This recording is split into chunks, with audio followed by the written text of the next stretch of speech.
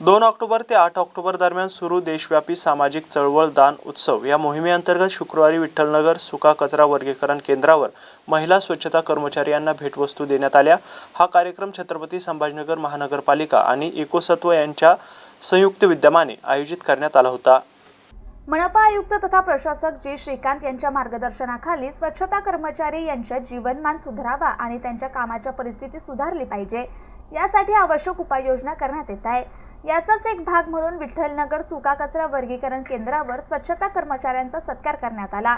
यासाठी मनपा उपायुक्त तथा घनकचरा व्यवस्थापन विभाग प्रमुख रवींद्र जोगदंड, स्मार्ट सिटीच्या अर्पिता शरद, इकोसत्वाच्या गौरी मिराशी, अक्षय गणाचार्य आणि अन्य उपस्थित होते।